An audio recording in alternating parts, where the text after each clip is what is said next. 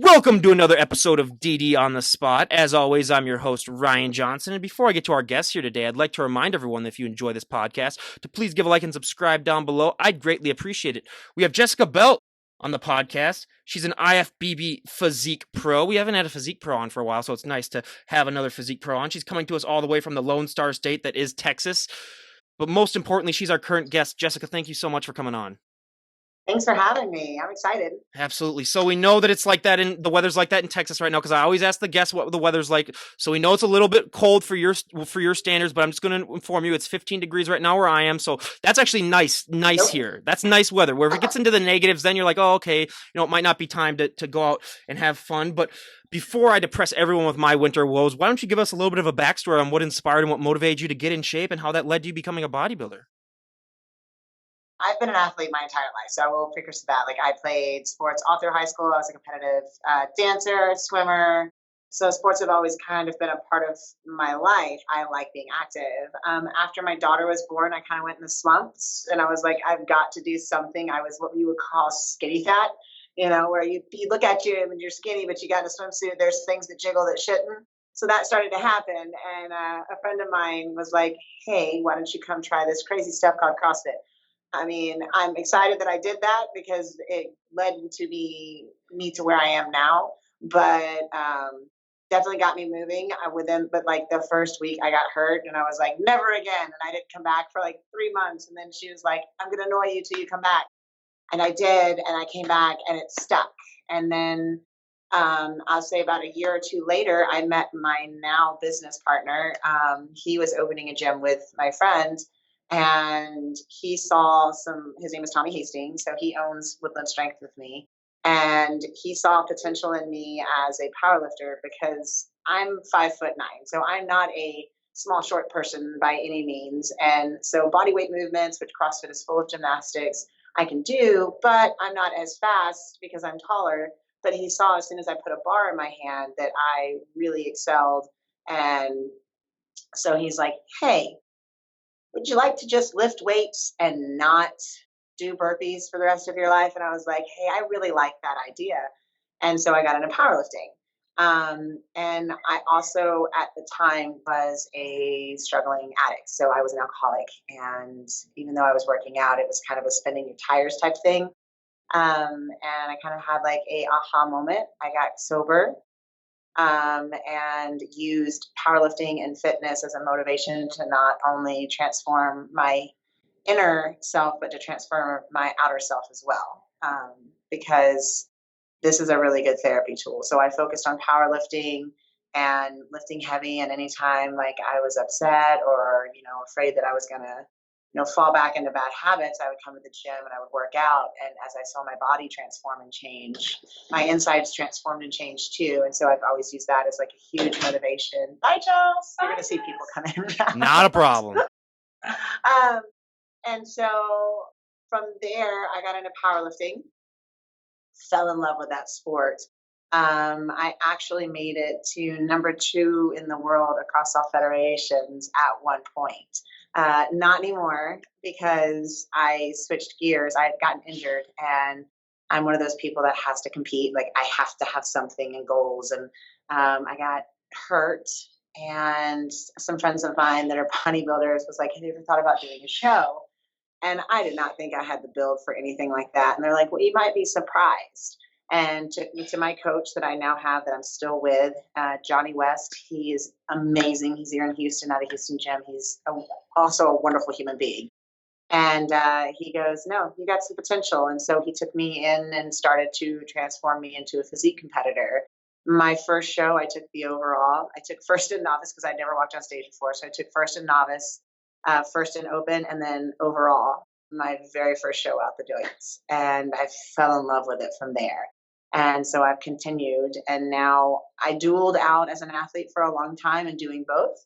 And now I've actually decided to just I love coaching powerlifting and I'll still compete for fun. But my primary focus is now that I've turned pro is hopefully one day get to the Olympia stage. So that's where we all want to end up, right? Absolutely, and I gotta say, when you said that you're 5'9", so I tried CrossFit too. I'm 6'3", so I completely understand. We're trying CrossFit. I mean, I lasted about one session. I was like, "Yep, I'm a little too tall for this," because I was like 6 inches taller than everyone else there. So it was, yeah, that was definitely an eye opening moment for me too. So yeah, anyone out there, but I mean, we've had CrossFit competitors on, and it works for some people, but yeah, for us taller people, I mean, that's great. So now we can talk about tall people problems working out, because a All lot of people people, a lot of problems. people do not realize that being taller doesn't automatically mean that things are going to be easier for you in life. Some things there are, but then there are other things that there aren't. But I mean, I always say, if you're to walk into a gym with 100 people, there's 100 different ways as to how those people got into shape. Whether it Right. comes down to their diet, their nutrition, how many reps they do, what exercises they do. So many little minuscule things add up to the overall package that people end up seeing. A lot of people just don't understand that, and I say as well. I mean, if you're to walk up to someone and say, "Hey, what'd you train for that body part? It looks amazing." What works best for them 99% of the time isn't going to work as good for you. Was that a struggle for you when you were getting started, sort of figuring out what worked best for your body as opposed to what might work as good for something else? Right. I think that it took a lot. It's definitely, and I'd say today that it's even still a journey for me. I tell people that I work with and at my athletes that I train now in powerlifting and overall just regular clients, like what works for me is not going to work for you. And I don't know how many times I can tell you that I've broken a lift back down to the bar and just started back over the bar, or tweaking my diet because these macros didn't work, or one show we did a low carb, higher fat, more keto style. I came in, I looked this way, it wasn't good for me. Next show, we went more high carb, low fat. Bam, here we go. That worked for me. Um, what has been my kind of main thing that I've realized is a blend between powerlifting and bodybuilding style training, which, kind of more of a conjugate methodology, has been what's beautiful for me. Like, I train extremely heavy. I mean, I was still squatting well over 300 pounds for sets of 10, 2 to 3 weeks out from a show. So to some people might be ridiculous, but for me, it's it works, and I need that type of heavy stimulus so that my body can actually grow and burn the way that I need to. So it's a mixture. The hardest part for me is diet, for sure, because I still have a powerlifter mentality of I can eat what I want because I lift really heavy and that's fine. But I can't being a bodybuilder. So transitioning over to no, you can't eat like a garbage can all the time was really hard. This is BS, everyone. Still squatting over 300 pounds. Good God. Come on. This is just absolutely. Well, my PR is 478, but in rats, in rats. Well, I'm gonna go buy a gun and rent a bullet, or I'm gonna go buy a bullet and rent a gun now after this podcast. But no, that's just absolutely ridiculous. Even with wraps too, 478. Good God. But I gotta say, because one of the things that so many people don't realize, especially in this day and age with technology and Instagram and social media, is that a lot of people look at other people that they follow on Instagram and then they say, "Oh, I want her arms, or I want his abs, or I want their legs." They don't realize that you can just be the best version of yourself, because of you don't even know Correct. how that person turns out the way that they turn out. It could be genetics, it could be what they take, could be their diet. You have no idea. But that brings me into one of my favorite questions to ask, because when it comes to genetics, I mean, everyone is so varied, and I always say, whenever someone gets started, first of all, in the gym, they're always going to have that one body part that really, really takes off, that they're not going to have to train as much. And then they're always going to have that one body part that just lags behind, that they have to train into oblivion to get it to catch up to everything else. I'll give you mine first. I mean, my back, just because I had jobs all throughout college of lifting and loading, trucks. I worked warehouse jobs mainly in college, and you either got a really nice back or you quit. Those are basically the two options that were presented to you. But also being 6'3", I mean, my legs and my lower body are just shot, where I mean, I always say, especially for calves, I could inject pure muscle into my calves and they wouldn't gain an ounce. Like, I have no idea how that's possible. But I still have friends to this day where when I walk into the gym, they go, "Oh, hey Ryan, you plan on working legs anytime this year?" And I'm just like, "Yeah, you guys saw me train legs yesterday. Okay, come on." They still like to ride me like that. But what would you say were those body parts for you when you were getting started? So the easiest body parts I've noticed for me to grow, one is my legs. I think females just naturally, we kind of can develop legs a little bit easier because, well, it's just the way that we're made. We're made to carry babies and all that fun stuff. So we got to be a little bit more bottom heavy. And my traps, like I feel like I could sneeze and my traps are just going to pop, and then I can't get my medials. And my worst body parts to grow are my medials and my biceps. So my medial delts, which is mandatory for physique and figure competitors, are like the hardest thing for me to grow. And then my biceps, because What? for so long, yes, I am. I one, I never really trained them very much because of me being a powerlifter. It's not something that we really like sit in the corner and we're like pumping it out. And then two, it's just I have really long tendons because I'm long, so it's really hard to grow them. And that's the one thing that my coach comes down on me about all the time. He's like, "We got to get your arms bigger." I'm like, "But I got great triceps." Gotta get your arms bigger. Can you give us a front double bi right now, and we'll see what our arms look. Okay, yeah, I don't see any fault really, right? In the off, I don't know. See, that's why again, that's why I don't bodybuild, because like everyone looks perfect to me. You all look, but no, yeah, that's you're the second We are the guest. most critical of ourselves, Oh, though. Like absolutely. everybody thinks that bodybuilders and physique competitors that we're like full of ourselves because they see us staring in a mirror all the time, or or we're posing, or we're posting pictures of posing, and I'm like, you've got to realize that a lot of us are probably more insecure than you are. Not only that, but when we're posing in front of a mirror, we're not. We're either one, for instance, maybe seeing that something's coming in really good and really proud of that moment, or we are picking ourselves apart because we are going to be on stage being picked apart. I have said that same exact thing where it's like if you were going to be on stage and judge in front of people, you'd be concerned about your body as well as much as the competitors are. And but one of the things that is never talked about, I don't think as much as it should be, is the nutritional changes that you're going to have to make if you're going to be a bodybuilder. I mean, like they say, abs are made in the kitchen. This sport is 80 to 85% nutrition, and the rest of it's the working out, and then sleep should definitely be in there as well. But what would you say was probably some of the bigger nutritional changes that you had to make when you really started to take things seriously in the gym? Like I said, coming from a powerlifting background where it was like calories, calories, calories, calories, calories, I was eating a packet of, s'mores Pop Tarts every single night before bed because I needed those calories just as much as, my training needed them, but I needed them. But I was also, I was thick. Like I was solid, but I didn't have all the definition. Like even right now, this is considered my off season. So this is considered my soft build, and it's different. Like that's one of the things that I do notice. And shifting into a diet where I'm actually having to pay attention to the things I'm eating, measure my food. I had never measured my food before. I would buy meal prep stuff. I'm like, okay, well, they measured my food, so they know, not really knowing if they were accurate or not. And, like Snap Kitchen or whatever. But actually having to step into a world where you're constantly having to measure everything that you're eating and, count your macros and know what's going on. It took me a while to adapt to that discipline, but I'm one of those people that I feel like I'm a little sick minded because I love that discipline. That mental game that you play, especially when you get into prep and things start getting really hard.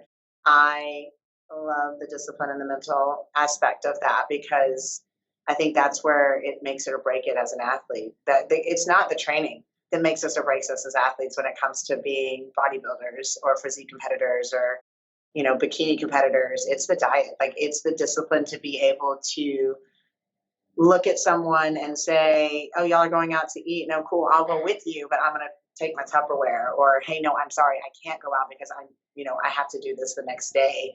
And it's a lot of sacrifice that comes from being a competitor in that aspect with nutrition.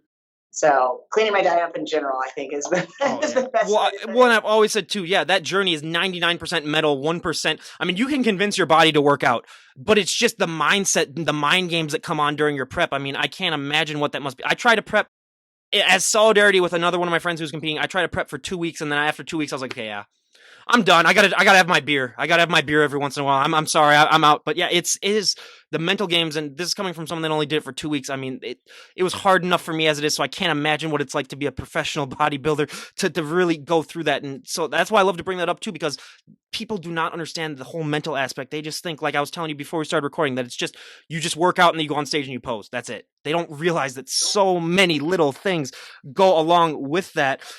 But one of the training techniques that I love to talk about, because I was aware of it and I used it a little bit before I started the podcast, but then ever since I started to have guests on, and a lot of them swear by it. And it's just like with everything else in the fitness industry where people follow different things. I mean, there's so many different routines and ways to work out to choose from, but it's time under tension training. Do you like to do a lot of time under tension in your Correct. workouts? Yeah, and there's a lot of ways that you can do that, and that's something that we talk about not only in bodybuilding but in powerlifting too.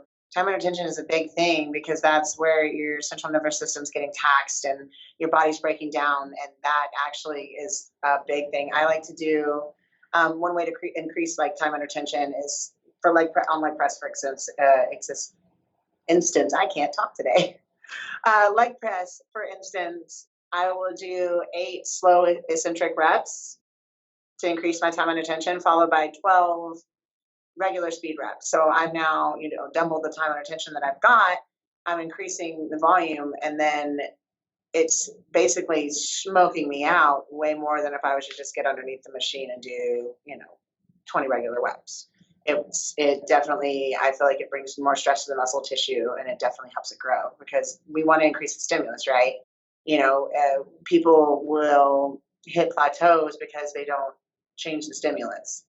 The conjugate methodology is what I mainly do because it's slight variations in a lift, adding bands, adding chains, doing things like this, change the variation ever so slightly. You reduce the adaptation aspect of the lift, and you're able to continue to increase without plateauing. It kind of prevents you from hitting those walls a lot further. Same thing with time and attention. You change the stimulus. You really do have to mix things up because I've had times too where when I was getting started, like in high school, I would do the same stuff for like a year, and after about like 6 or 7 months, it's not you're not going to see that much change because your body does get used to it, and you really do have to mix things up. And yeah, time under tension is a thing that I still use today, and it really helps. So I recommend it to anyone out there. But like I said, it's all about finding out what works best for you. If something works good for someone else, like time under tension, maybe it's not going to work as good for you. Maybe you have to try something else. So it's all about that trial and error. But I always say, just to be able to get in shape to go on your first prep, you need to be in better shape than 99% of the population. But when you go on that prep, you are notching things up to an extreme where your diet has to be perfect, your sleep has to be really good too, your posing has to be really good. You're working out, you have to get all of your workouts in. So many little things add into that, and it just becomes, like you said, such a scientific lifestyle where everything just has to be perfect. What was that like the first time you went into it, and how has it evolved as your career has gone on?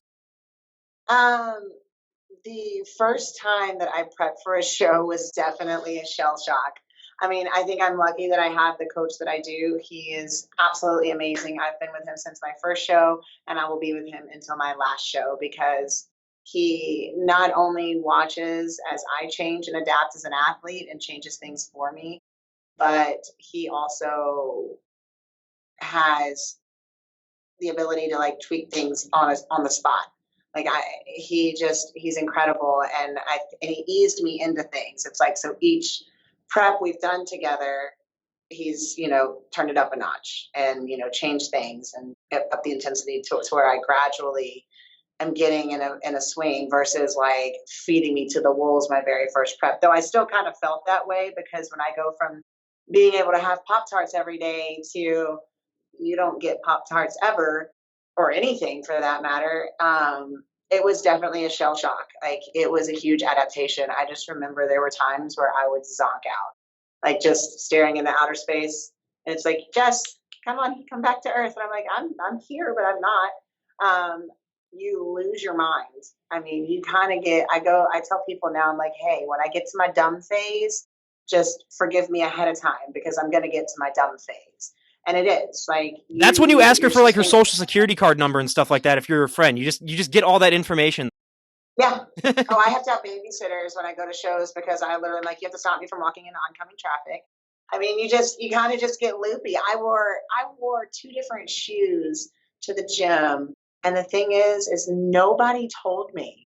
Nobody said anything to me, and I get on my Airdyne bike just to kind of get warmed up to start my training, and I'm like, man, my feet feel weird.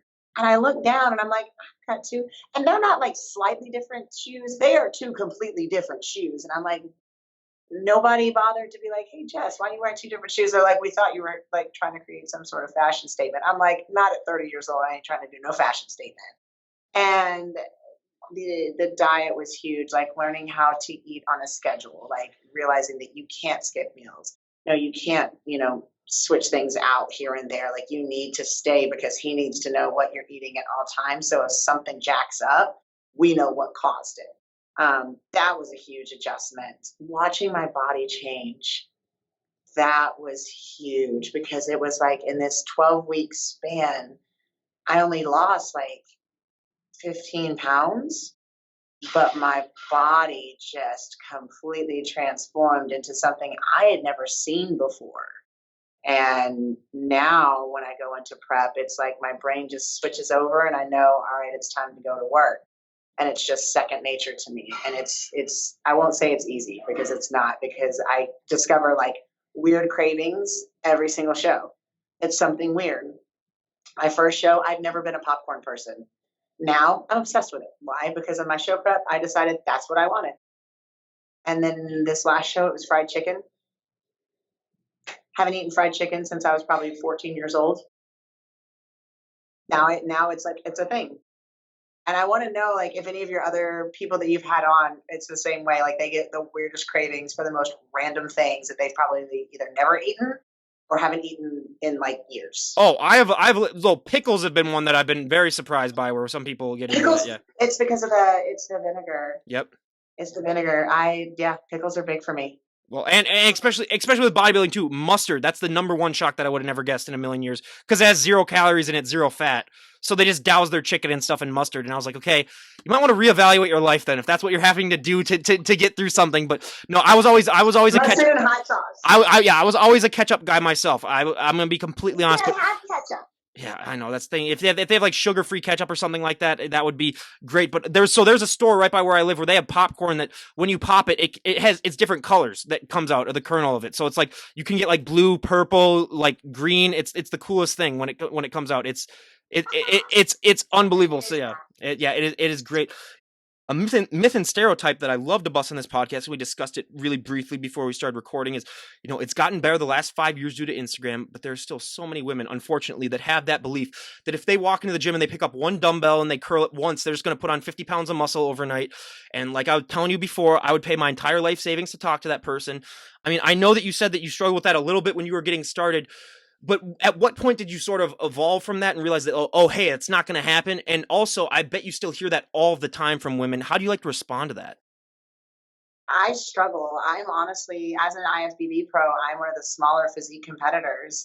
Most of the girls in my height are walking around probably around 175 to 180 in their off season, and I'm at 155 to 159, depending on what snacks I have that day.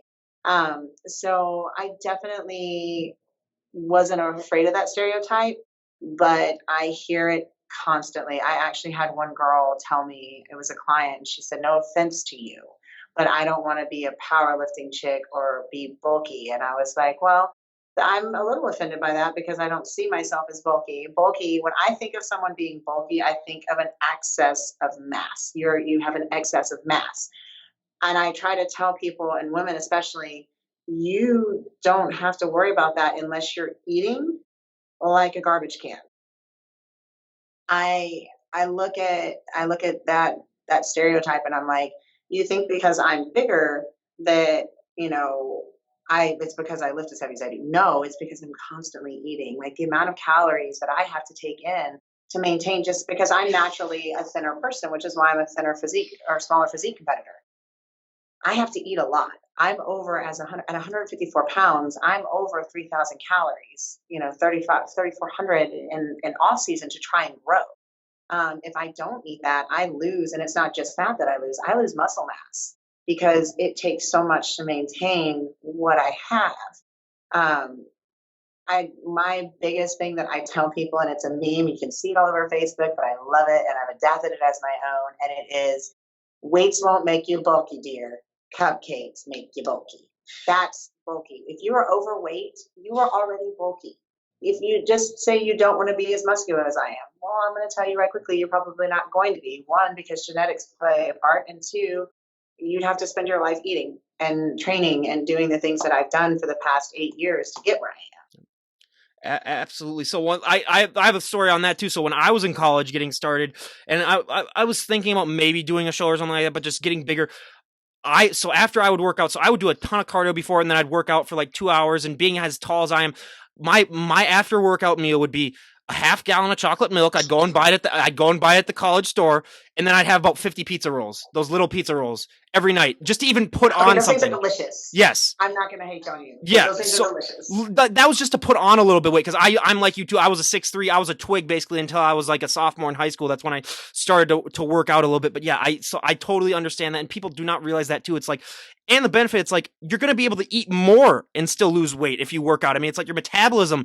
That's like the number one thing that that I love to stress to people. But yeah, it's like, yeah, when they say like, oh, I don't want to look like you, it's like, do you realize I just wish they could film like a day in the life vlogged into people where they're like, okay, yeah, there's no way that I could ever maintain that lifestyle than the bodylifters, the bodybuilders and the powerlifters do. But yeah, it's again such a big misconception. But I do think it has been slowly getting better. So hopefully, within, we talked about 5 years, it's been getting better. Maybe the next 5 years it'll be much better. So I'm definitely hoping for it. It's another thing that we get a lot of stereotypes on, especially, I mean, obviously as women, um, is, oh, well, do you want to look like a man, or oh, you look not manly, or you look like a man, or are you trying to be one? Are you in transition? And I'm like, because I'm muscular.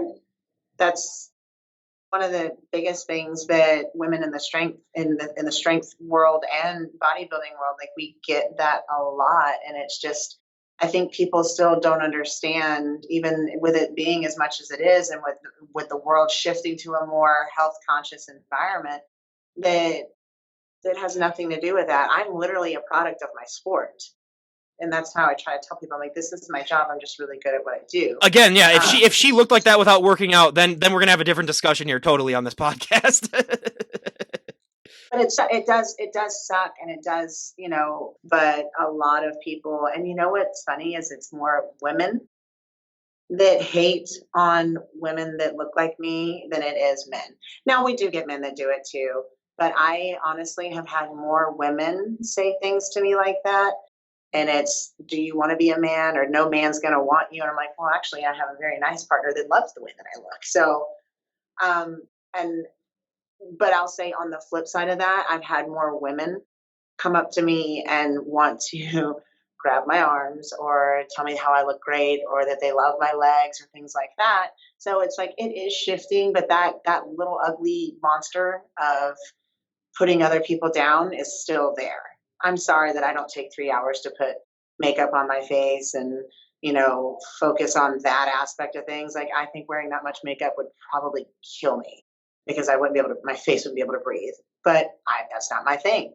But I'm not going to knock you for it. So don't knock me for deciding that muscle is attractive and beautiful. And that I think that women that are muscular shows a lot to them as being disciplined, dedicated, and driven females.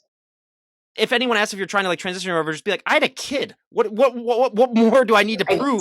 Basically. So it's like, come on. Like, that is absolutely ridiculous. But yeah, that was honestly the most shocking thing I've learned from this podcast, is that, like you said, the vast majority of people that we hear of is that it comes from more women than it would men, which is, I think, would be something that most people wouldn't really understand. But yeah, so I totally agree with like the women trying to come up and feel your arms. So when I was in college and I'd go to bars, I had to stop going to bars for a while, just because it would be constantly, they just come up and feel and then, I'm gonna be honest, I was vain back then, so I'd pump it up a little bit for him. But that was the college. That's the Ryan Johnson college years. Okay, that's a whole different period in my life. But yeah, it's just, people are just so fascinated by that. But now we go into, I mean, the number one thing that I was shocked by when it comes to the whole lifestyle is, so many people don't realize that posing is the hardest thing for so many of the guests that I have on. I mean, it's harder than your training. It's harder than your nutrition and your diet. So many people don't get that, where I like to compare it to being a perfect driver, where you can be a great driver, you can never be a perfect driver. You can be a great poser, you can never be a perfect poser. It's always ever evolving. What has your experience with posing been like? So posing is what caused me from turning pro my first shot. I was actually in second place, which first and second at nationals turns pro, and I fubbed up on my posing and got knocked to fourth. So when people say, "Oh, well, posing's not that important if your physique," no, you are so wrong. Hi, I am definitely proof that that is not a thing. Posing has been the biggest nightmare for me, because I'm a dancer, so naturally the way that I see lines is different than what it is on a stage. And it took some trial and error. And I've had some great posing coaches, and I honestly now have probably the perfect posing coach for me as a human being, because he was also a ballroom dancer and better bodybuilder. So it's like he could speak my language. And I'm like, I don't know what happened. So I'm more fitness. He's awesome. And he taught me and changed drastically my entire skill set of posing by communicating with me in a language that I understood, which was dance. And he's like, well, here, your lines would be here, but we need it here. And I'm like, oh, okay, now this makes sense to me. My rear double bicep is still the bane of my existence. Um, and I feel like it always will be. I have a really good back, but I can't get my glutes to and my hamstrings to like lock in the way I want them to. And he makes me do these drills that I want to throw up on. I've never sweat so bad or been so frustrated than I ever have been in any training session ever as I am in a posing session. I literally want to pass out or throw up after I'm done. And people don't realize that. I'm like, we're pushing tons of lactic acid through our body. Like we are squeezing things. We are hurting. We are in positions that are not comfortable. Like on stage, we're smiling on the outside, but on the inside, we're crying. And then we have to do that, dehydrate, dried out, depleted, fatigued. And now you have to go up on stage and squeeze everything and smile as if you feel like you're $1,000,000 and on top of the world. And we feel like dead. So posing is the hardest part of all of this. Training is the easiest, then diet, then posing. That's my list. That's like my order of hardness, I guess is the best way to say that. Oh yeah, that's been by far the order that we get to all the time, and I always say, yeah, because the body's not meant to be in a flex state for that long of a period of time. It's just it's not meant to be. But so when you do your routines, do And you like judges doing? will hold you. Oh, just to They hold. will Yeah, we've hold had. you just to see whose Yeah. conditioning is there. And when they do that, you know they're about to, and you want to pass out, and you're like, God dang it. Yep.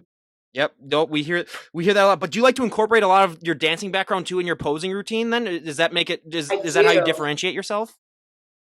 I, I don't know if it's going to differentiate me or not, but definitely because the routine, when we're doing our routines, it's not being judged as much. And we get to kind of showcase a little bit more about us. Every posing routine I've done has definitely got dance elements in it because that's something that I love.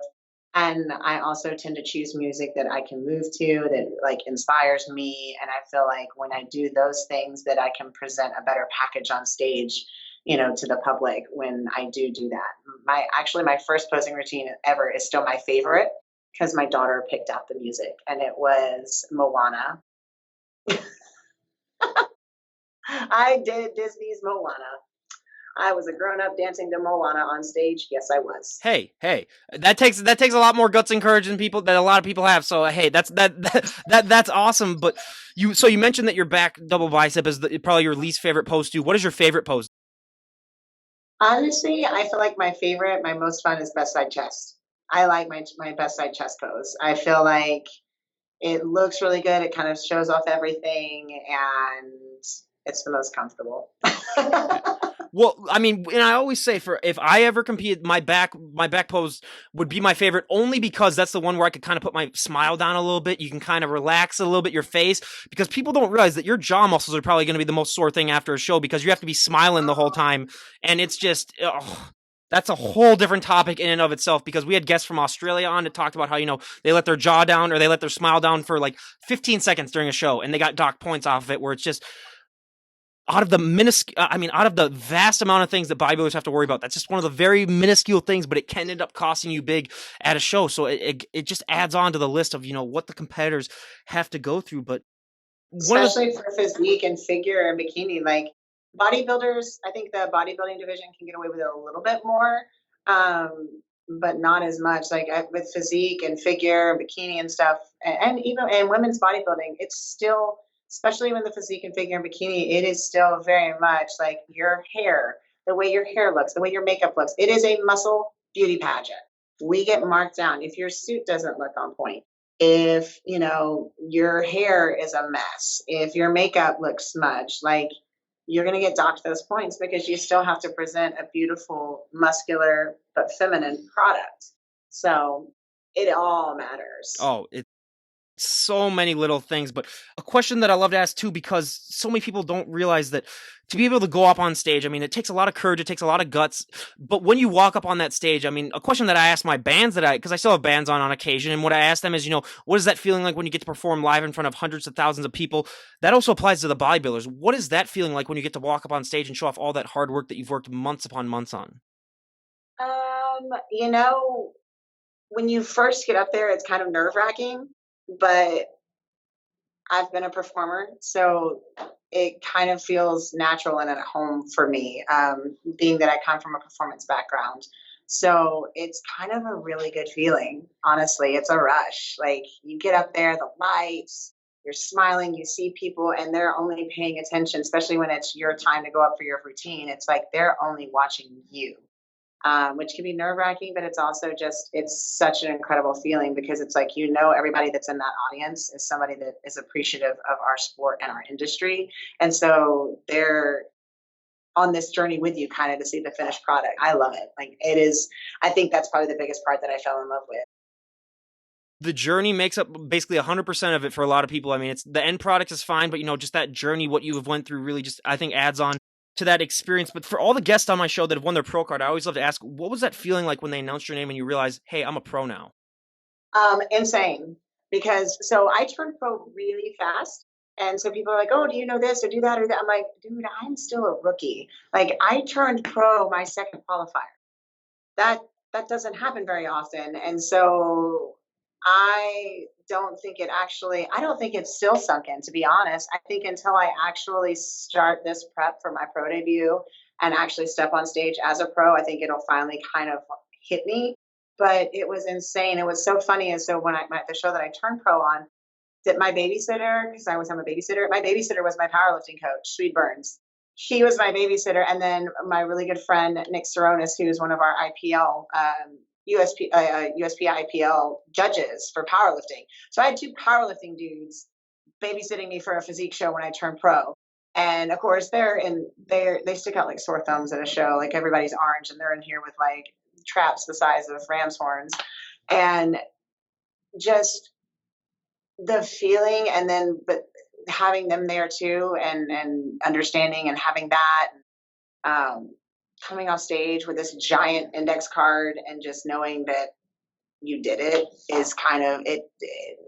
I still, like I said, I still don't think it's completely sunk in for me because it's just, it happens so fast. And I still give so much praise to my coach because if I didn't have the coach that I did, there's no way that would have happened ever in a million years. He's that meticulous with me and patient because I am a mess. And he turned me pro. It was yes, I had to do the work, but his dedication to me as an athlete turned me pro. And I am still just kind of in awe and shock, even though it's been, a few months. I'm like, is this still really real? Like that happened? That's a thing? Okay. All right, we gotta accept that that's a thing. So that's kind of where I'm at. That is such a great story. I mean, we've heard and again, yeah, you are a rare. I'd say about like 10% of the people that we have on get it within their first two shows. So that's really a whole difficult adjustment because we've had guests that have taken like 20 years to get their pro card. But so it's everyone has their own different journey. But that's why I love to ask that so we can hear the different versions of it. But when you're on stage, does time seem to fly by, or does it seem to stand still, or is it sort of a mixture? Fly. It feels like you're waiting backstage for hours, and then you get on stage, just like boom, you're done, and you're like, oh, okay, that was it. Oh, okay, all right. So totally, really fast. Yeah, we hear that a lot too. But now another fun question: what was your go-to post-show meal? Burger, French fries, and hot wings. Every single time. That is like my thing. I always said I would just walk into a Five Guys with like $1,000 and say, I'm buying you out for the night. I'm gonna pass out, throw up, or whatever. But either way, I'm getting my money's worth. That's definitely what I would do. But another big misconception that I love to bust here is because we hear so many times on this podcast that, a lot of people, especially if they didn't have coaches, which is why I praise, getting a coach if you want to start this become a bodybuilder. But so many people that didn't have coaches, they didn't realize that you're not going to be able to maintain that look that you present on stage 24/7. I mean, so many people, I think, especially with like TV shows like Biggest Loser and stuff like that, where people go on there and they lose hundreds of pounds. And some of the times they're able to keep off that weight, where I think people just watch stuff like that and then they look at bodybuilders and they just assume, oh, that must be the same thing then, because they work just as hard to maintain or to bring that stage look. But a lot of people don't realize, especially with the water manipulation and all that stuff that goes on, especially during the last few weeks. But it's just a big struggle for a lot of people. And a lot of people have dealt with it, or they might develop a little bit of depression. They might get a little anxious, realizing that, hey, this is the best look I'm going to have for a while. What has that journey been like for you, and how has it changed as your career's gone on? Definitely my first show, I got the post-show blues. I think we all go through that at some point in time because your body only looks like that for And it's only in that peak condition for hours, honestly. And then, you still look great, but you don't look like you did on stage. And I try to stress that for anybody getting into the sport too, or just people in general. And I also stress that we're not healthy at that point in time. Like when I'm on stage, I'm at the most unhealthy point in my life. So I definitely, stress that. But as we've transitioned on, I've kind of learned to adjust to the softer sides with the harder sides. But the first time around, definitely post blues. No, we've heard that so many times too. And I love to bring that up is that, yeah, like you are at your most unhealthy because a lot of people think that, oh, they're at their best, but it's like, no, it's exactly the exact opposite. But two of the questions that I love to ask all the health and fitness guests that I have on for the first one, I mean, there were so many positive things that happened to me when I started working out and getting bigger and stronger. But the one negative thing for me, especially being a taller person, is that you're going to get asked to move a lot of people's furniture. You're going to get asked to open a lot of pickle jars or bottled water or anything that's sealed on tight. You're the go-to strength person. Yes. I'm still at home for the next 2 months before I move out, and every single time my parents come home with groceries, I basically have to lift the car into the driveway and carry in the groceries myself. Has that been a similar experience with you, or has you gotten bigger and bigger that people just assume and ask for favors? Oh my God, everybody, can you help me move? Yes, that is a big thing. That is a big thing. Yeah, no, can you move furniture? Can you come help me with this? How much can you lift? I get asked in the store, how much can you bench press? I've been asked if I could pick somebody up in the store. I was at Walmart with my daughter and a dude walked up to me. He's like, hey, can you pick me up? I was like, that's really weird. Can you go away? Yeah, no, that's definitely a thing. For sure. Well, hey, I like that you said that because sometimes we have the women on here that they're like, oh no, because I'm a woman, I don't get asked for that. I was like, well, I'd say about half my guests do actually get asked for that. And I always say, being 6'3", I could have zero muscle at all, and I'd still get asked. I mean, it's a double-edged sword for me. But yeah, and you kind of answered, or you kind of led me perfectly into what I was going to ask next, because yeah, like we said, you are not the average-looking woman. I mean, if you walk into, like you said, if you're at a Walmart and you're dressed maybe like the way you are now, or just anywhere, I mean, you are going to get stares just because it's human nature to, if anything doesn't look, like the average person, it's fascinating for people. What has that been like for you getting used to that, where you do stand out sometimes if you're in a public place? I don't think I've gotten used to it, to be honest. Like you take it in stride. There are times, especially if I'm cranky, that it's hard. But it definitely, it's a transition for sure, because I'm used to blending in and now I don't. And like I said, you have people that are negative, obviously, and they think that, we want to be masculine or whatever it is. But for the most part, I would say 90% of the time, it's just people that honestly are applauding your discipline and know that it's something that you had to work hard at. And so that's really cool. I don't like randomly being grabbed, but that is a thing. I feel like a lot of people think that because we look the way that we do, that it's like open season to touch us or invade our personal space. And so I want to put that out there. Like, please don't. We're normal human beings. But definitely it was something to adjust to, of going from being normal to realizing you're not normal anymore. Oh, and yeah, like I would say, you become like sort of like a mini celebrity. So yeah, it's a big adjustment for so many people. But my favorite question out of all the questions that I'll ask you is, I mean, it's for being a fit guy, your clothing options are going to be hard enough as it is. But being a fit woman, your clothing options are going to be very limited. I mean, the moment you said that your traps were the one thing that really took off, I was like, okay, yeah, well, dresses aren't going to be your best friend then. Jeans are another thing that we hear all the time because of you have a big lower body in a small waist. Jeans are not made for that. What have been some ways that you have found that you're able to maintain a nice wardrobe without going crazy? And the fact that, I mean, you basically have to have two wardrobes, your off-season wardrobe and your prep wardrobe. Yes. That is one thing that we've had to learn, is that you definitely have to have different outfits and different sizes because you do change so much. I am a fan of jeggings because jeggings are basically a way for me to be able to wear jeans. I have a couple jean companies that I can wear with my size. My daughter has had to pull clothes off of me in changing rooms before because I could get in them and not get out of them. And dresses, as long as it's like a strapless or a halter, certain cuts I can wear. But otherwise, yeah, no. Spaghetti straps make me look like I'm in a box. So it's a lot of stuff. But it's definitely been I spent a lot of time in yoga pants. Hey, Yoga pants, sports bras. that's one of the good inventions where, I mean, it's yoga pants have helped out so many people. But I mean, you being a mom, I always love to ask moms that are on the podcast or parents at all. I mean, how important is it to you to when you're living this lifestyle, to serve that as a positive example for your kid? Because I mean, I always say we are still in an obesity crisis where, especially the younger generations, I mean, that they are suffering a lot. But how important is it for you two to serve as that positive example so that your daughter knows that, hey, I can live a healthy and fit lifestyle when I'm her age? Extremely important. I think that's one of the things that I feel it's not just an outer strength either. It's that my daughter's being able to watch as I've transitioned from a recovering alcoholic into an IFBB pro. She sees the transition, she sees the hard work, she sees the dedication that goes into it, and I can only hope that it does rub off on her. She's kind of a wild child, to be honest, and I get so mad sometimes, but then I remember who I am and how I was. And I'm like, I'm getting it back tenfold. So this is in total fairness.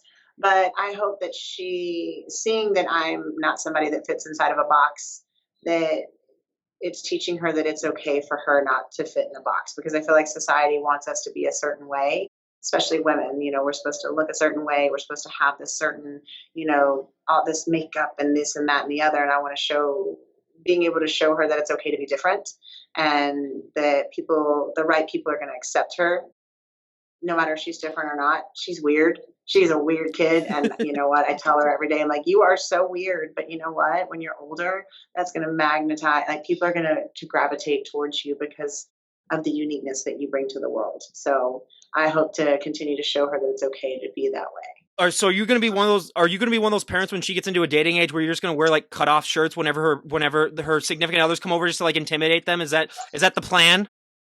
I haven't decided yet. I don't want to think about her dating anytime soon. She's 10, so I'm like, she's starting to find boys now, and I'm stressed out about that. So definitely don't want to think about her dating yet. She hasn't even entered the teen years yet. Good luck with that. They enter it early now. It's a thing. She's already talking about being a visco girl. It's insane. Don't ask me. It's a thing. It's about scrunchies and saving the turtles. I was like part of that last-ish generation where I didn't even get a cell phone until I was like in 7th or 8th grade. But now everyone's getting them when they're like 4 or 5 years old. Yeah, they seem to be growing up way too early. But yeah, that's just again, that's just another thing that adds on to it. But a question that I love to ask before we wrap things up here is, if you could change one thing about the bodybuilding industry, what would be one thing that you'd like to see changed?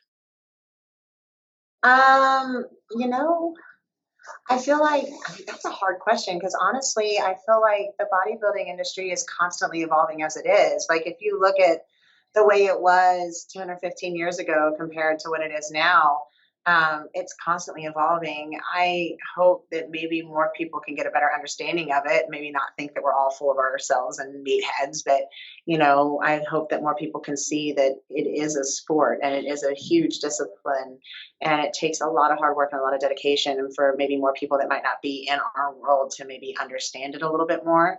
I am appreciative to people like Dwayne "The Rock" Johnson, who has brought a light to the bodybuilding world with his wife. His wife's a IFBB, well, ex-wife is an IFBB pro. A friend of mine competed with her at Wings of Strength, and I'm appreciative to celebrities like that have brought some light to our world and show that there is a lot of difference to it. And I hope that it just continues to grow, because it's a sport that I love, and I want more people to love it too. Absolutely. And I mean, you're probably like our 30th guest that we've had on from Texas. We've had a lot of Texas guests on. So if anyone is listening in the Texas area and is interested in your gym, where can people find your gym at? We are in the Woodlands, Texas. We are kind of a nice little hidden gem, but you can go to www.woodlandsstrength.com. And that can show you a map to get here, that we offer a week free right now, so people can come in and try out our strength and conditioning classes. We also offer personal training. I also do online programming too, and you can find that at Jess_Belt IFBB Pro. So. All right, and that's awesome. And I'll leave a link to all that stuff down below. Now, lastly, so what are your plans looking like for when you're gonna make your pro debut? I am hoping for the Optimum Show in Louisiana in May. I'm meeting with my coach next week to see if he's going to approve me to start prep. So fingers crossed that that's my pro debut. I know a lot of people will take a year off to like grow and stuff like that, but I just want to get in there and have some fun and shake things up a bit. Absolutely, and I couldn't think of a better way to end this by, I mean, you said that you were giving us some of your best lifts, but go ahead and embarrass us all and give us your best lifts for powerlifting. Oh God. Okay, so my platform PRs. I'll give you my gym PRs and my platform PRs because my gym PRs are actually higher. My gym PRs are 263 bench, 478 squat, and a 501 deadlift. But on platform, I've gotten 258, 478 on my squat, and then 489 or 480, 481, I think is what it was because I chipped it for a record. So those are my platform PRs. I'm a little strong. little strong there. Jesus. I can't do that right now. So if that makes that any better, is I cannot do that right now. I think my squat would probably be pretty close because I seem to maintain that even when I diet down. My deadlift is all over the place. Sometimes I can pull, 425 to 440 for doubles. Sometimes I can't pull 465 or 365 for doubles. So it just depends on the day. My bench is still pretty good. I think I was doing 200 for sets of 6 yesterday. So, but I can definitely not hit those numbers right now. So, but they were some of my best ever during my powerlifting career. So. Well, yeah, I couldn't think of a better way to depress the audience. No, I'm just kidding, everyone. Go and give her a follow on Instagram. I'll leave a link to her stuff down below. I mean, it will inspire you to get in shape and adapt this. I mean, just even get off the couch and stop eating those Twinkies. But again, Jessica, thank you so much for coming on, and we wish you nothing but the best of luck in your future. And again, if you're in the Texas area and you want to go check out her gym, I'll leave a link to that down there as well. And again, thank you so much for coming on. I really appreciate it. Thank you. All right. Well, this is Ryan Johnson, DD on the Spot, signing out. Have a great day, everyone.